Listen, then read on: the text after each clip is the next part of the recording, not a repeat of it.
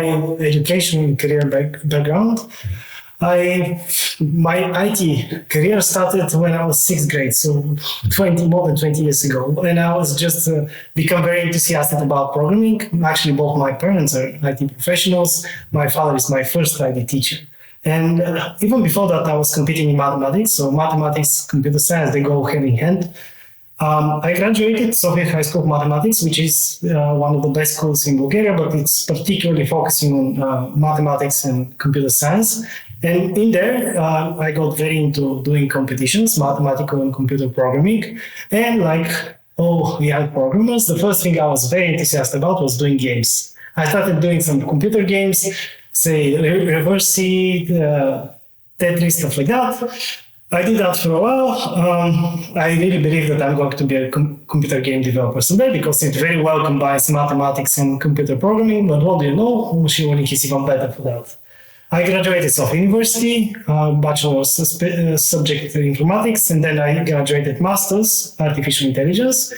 Unlucky for me, I graduated in 2012 when deep learning did not exist. Actually, deep learning was born a few months after I graduated.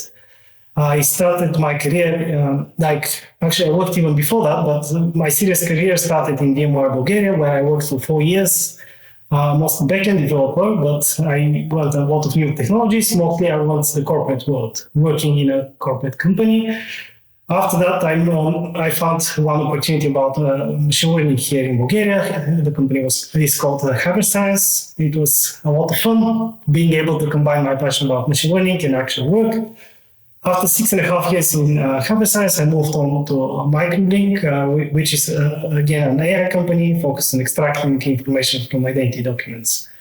And that's pretty much it. My hobby to do computer science competition is still ongoing. I'm very enthusiastic about it. I'm an extremely competitive person. So this helped me progress over time. What is the tech scene in Bulgaria? So the tech scene in Bulgaria is growing really rapidly. So initially, maybe when I started in 2012, we were perceived as more of a outsourcing, maybe. People used to know us as a probably cheaper labor. But the reality is that Bulgarian IT professionals are really good. They're typically very, very experienced, so they do a good job. So gradually, bigger companies like VMware and others joined here. And we started becoming the high quality as opposed to low-paid labor. This I'm actually quite proud of it, like how it's developed. And then the second actually big change was when COVID came. When COVID came, everybody started working from home, working remotely. And for that reason, if you're in the European Union, it doesn't matter if you're in Bulgaria, in Denmark or Germany, it doesn't matter. So at this point, Bulgarian salaries jumped more because you're getting Western European salaries for in working Bulgarian. And so this changed probably the scenery. We still have relatively few professionals, so there's a shortage, like everywhere in IT. High quality people. So yeah, that's how it is right now. What AI techniques are most promising and on the rise? So it's large language models are by far the hype at the moment. Before that, it was generating images like stable diffusion and stuff like that. So it's kind of with AI, so it's like that. There's something that is hypey, and everybody's, this is let's do it. Everybody goes into it, and it's usually goes with everybody. Like the management in the company would go to you and say, there's this large language models. Figure out something to solve with them now. It's like not the right thing. When you have a hammer, everything seems like a nail, but there's a right tool to solve every problem. So. I believe currently large language models, they have huge promise. They can solve a lot of different problems that you can face in your day-to-day life. But everything should be done with reason. It shouldn't be just the purpose of it is using large language models, for instance. Before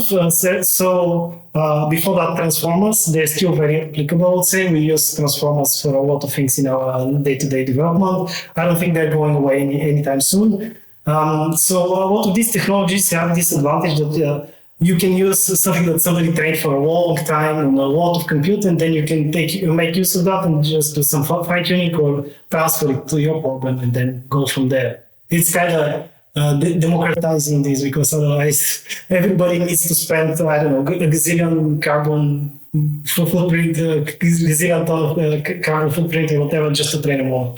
So it can get really annoying. Okay, what are the Bulgarian strengths? We have a long-standing tradition in mathematics. Like we have a very good professors, we have very very good scientists around that, and then naturally from that, good in IT.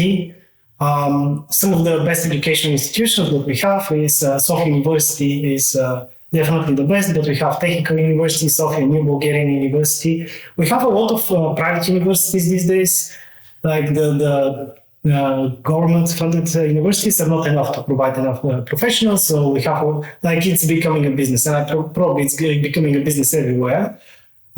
Just recently, a couple of years back, Insight Institute was founded in Sofia, which is a big thing. So it's an institute that is focusing specifically on AI. A Bulgarian, Martin Vechev, actually brought some of the best professionals from ETH in Zurich, some other professionals as well, and they're teaching here. It's way after my time, unfortunately, but I see some very bright people studying there, and they're just about to graduate, the first people. So I'm excited to see how this develops, but it's definitely a huge thing. It is the people he brought here in Bulgaria, the people that are studying, it's a big thing. How does Bulgaria reputation as an outsourcing hub impact the local communities? I believe my perception is we are no longer perceived as an outsourcing hub. Maybe that used to be the case a few years back, let's say 5 years back.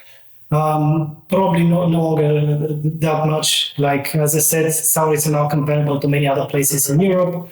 We have a lot of very good professionals, and people are coming here for the quality, not for the quantity, cheap quantity, for instance. And it's true for a lot of the neighboring countries, very, very similar with Romania, for instance. There are other countries nearby that are not from the European Union, and I do see a lot of people coming to Bulgaria to study and then to realize themselves as professionals. Like, we have a lot of Ukrainians, of course, unfortunately, the war going on there. Ukrainians are really smart people. I know them for quite a while. They have very good educational system. And so it's very sad, but it's also a great opportunity for us. And before that, it was a lot of people from Turkey moved here. So it is kind of, I hope that we become some sort of a concentration for good talent around, like nearby, and not only. What risks and ethical concerns around the AI? So it's kind of, with any technology, you need to be careful, because with great power comes great responsibility. Probably the biggest problem is around bias. It's like a lot of people say this machine learning is biased, this machine learning model is biased, or that machine learning model is biased, and that's bad. Models cannot be biased. Models are just a function of the data that you train them on. So ultimately, it's the data that is the problem. And why can that be a problem? So it is kind of, you enter some sort of a vicious circle. And so let's say you train a machine learning model to decide who do you hire in your company. And this machine learning model says that people with blue eyes are not good employees. And so because of that, you never have people with blue eyes. People with blue eyes cannot realize themselves as professionals. And because of that, people with blue eyes become even less capable. And with time, it's kind of self-affirming that people with blue eyes cannot program. For instance, if you're a programming company. So we should be careful about these biases. At the same time, sometimes some biases are actually desirable. For instance, if you're training a machine learning model to predict if somebody is going to have a difficult pregnancy, like discriminating based on gender is not bad for that, right? If somebody is male, probably they wouldn't have a problem with pregnancy. So it's kind of, bias is a difficult subject, and dealing with it is definitely challenging.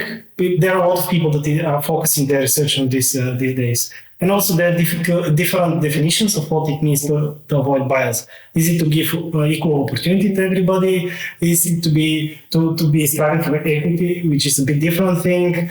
Or so it's kind of hard to navigate, and as ethics it always is, actually. And it's also something else that is important is oftentimes it's cultural or local. So what is ethical somewhere may not be ethical somewhere else. And so that's why it is difficult to navigate.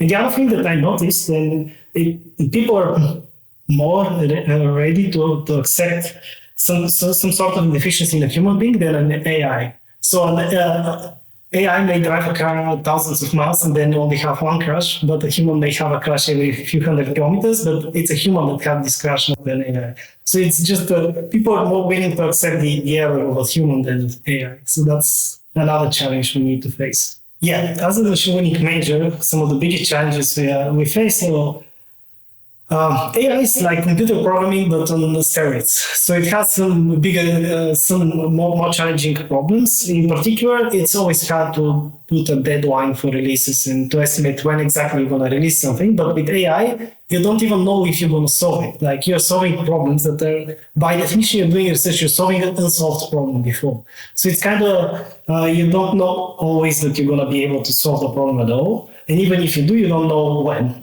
And then there's this another, people tend to go in this routine of always improving with some minor steps their model, and they just go into that indefinitely. So you can always add a bit of improvement, but sooner or later you need to stop and say, this is not going to yield results, let's try a different approach, or let's release it the way it is. So managing deadlines is harder, managing expectations, and managing research.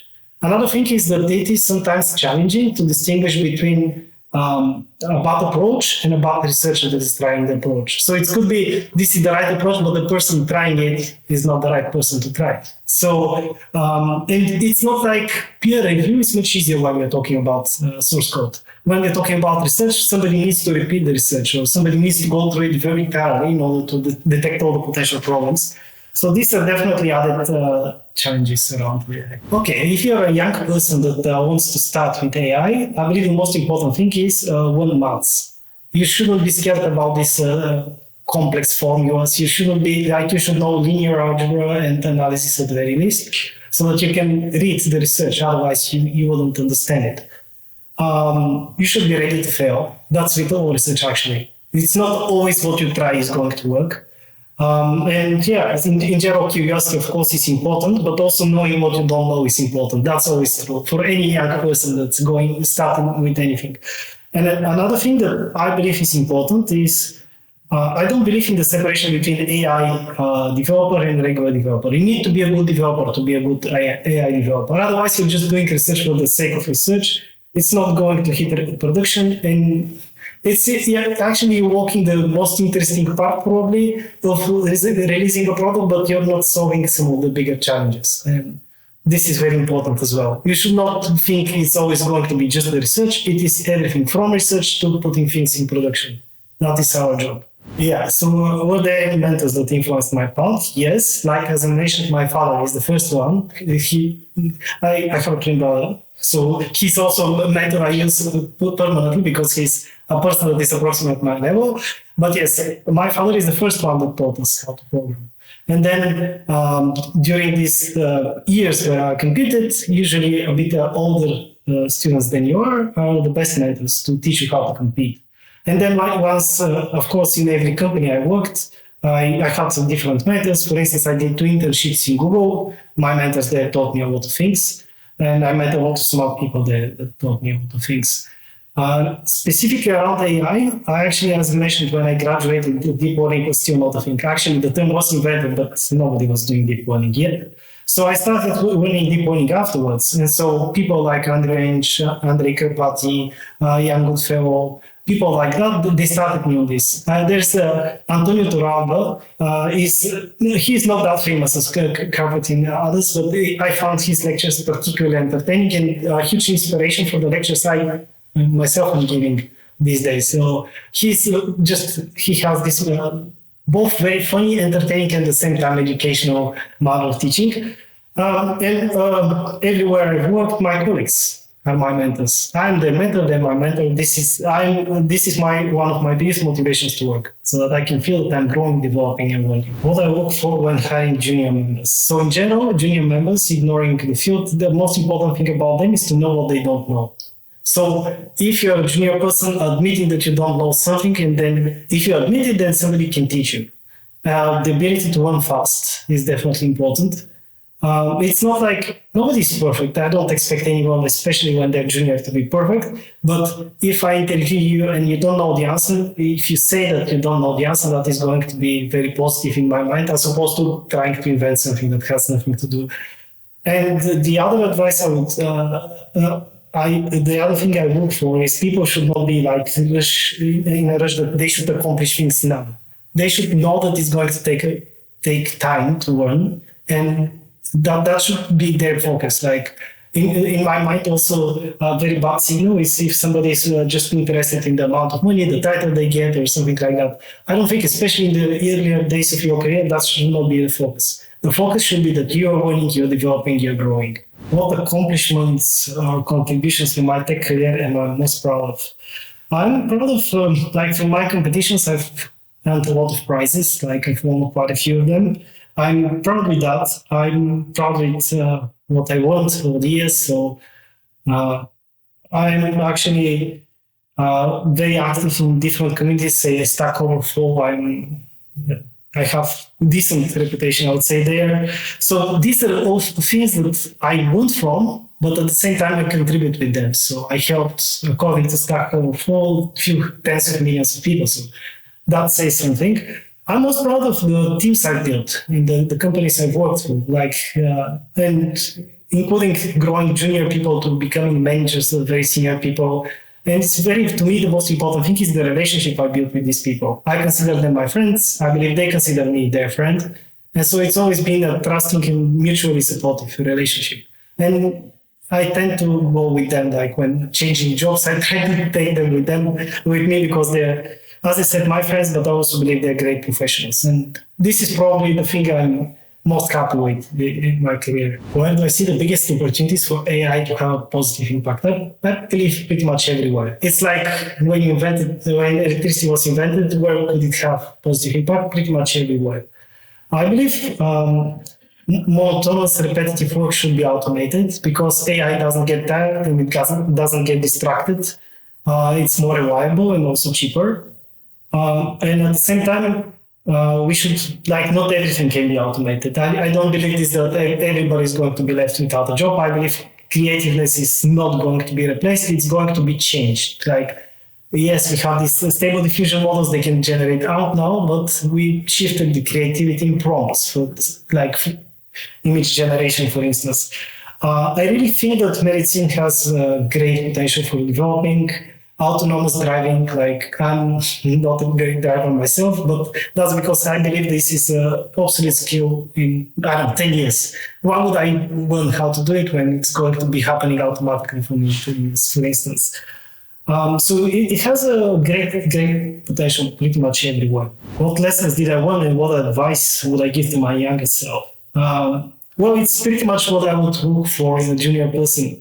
You don't know everything. When I was young, because of the competition, so because of my personality, I have quite high confidence. And because of that, I was like with this demeanor, like, I know everything. I never admitted that I did not know something. I am a quick learner, but I never went to somebody and say, hey, I don't know this. And I remember that they were telling me what project am I going to be working on in Google. I did not remember the word, so it was some weird English word. I did not know what it means. So I tried to invent, when they asked me what I'm going to be working on, I tried to invent a word that sounds vaguely like it. No, I don't know. I don't remember. That's what you should be saying.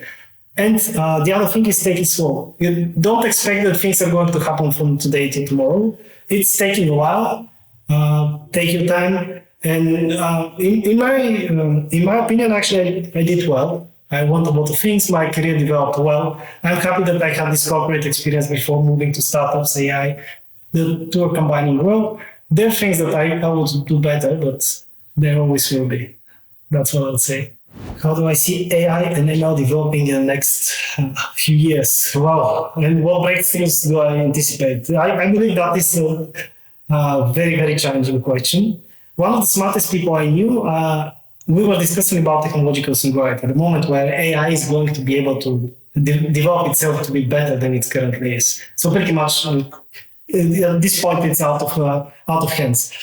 So I remember that we were discussing that, and he was predicting that this is going to happen in about 50 years. That was like 5-6 years ago. But also he predicted that AI is going to beat human on Go in 10 years or 12 years. Well, it happened 2 years later. So apparently his prediction was not right. So if that is true, technological singularity is like in 20 years, 25 from now, that is a big thing.